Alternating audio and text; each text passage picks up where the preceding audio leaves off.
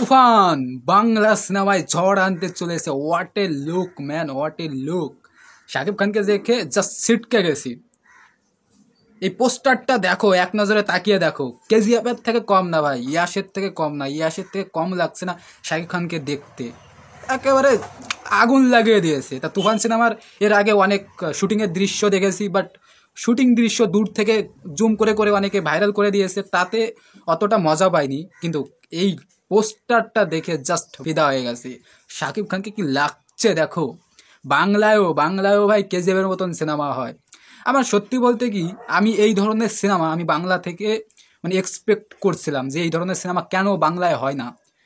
বাইরে বাহুবলী হচ্ছে, কেজিএফের মতন সিনেমা হচ্ছে, RRR মতন সিনেমা হচ্ছে, কিন্তু আমাদের কলকাতায় কেন না? কলকাতার বাজেট কি এতটাই কম? আমরা ওই অবধি যেতে পারবো না, কিন্তু সীমিত বাজেটে তো আমরা ওই ধরনের সিনেমা করতে পারি। তা শাকিব খানের দ্বারা, দেবদার দ্বারা এই স্বপ্নটা আমার পূরণ হচ্ছে।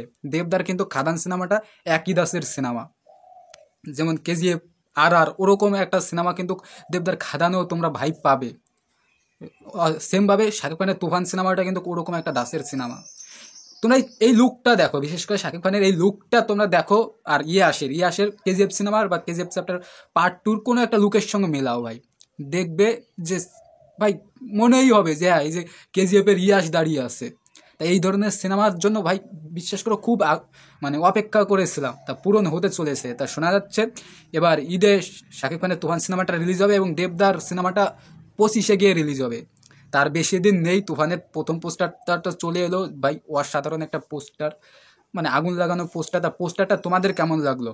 আর সিনেমাটা রিলিজ হতে হয় কত 2-3 মাস, 2.5 মাস বাকি। তা ফুল দমে তুফানের শুটিং চলছে, তার মধ্যেই পোস্টারটা নিয়ে এলো। তা তোমাদের কেমন লাগলো প্লিজ কমেন্টে জানাও। আমার তো ভাই দুর্দান্ত লেগেছে। আর ভিডিওটা ভালো লাগলে প্লিজ লাইক কমেন্ট, আর যদি চ্যানেলে নতুন হয়ে থাকো চ্যানেলটা সাবস্ক্রাইব করে আমার সঙ্গে থাকো। দেখাচ্ছে পরবর্তী কোনো ভিডিওতে।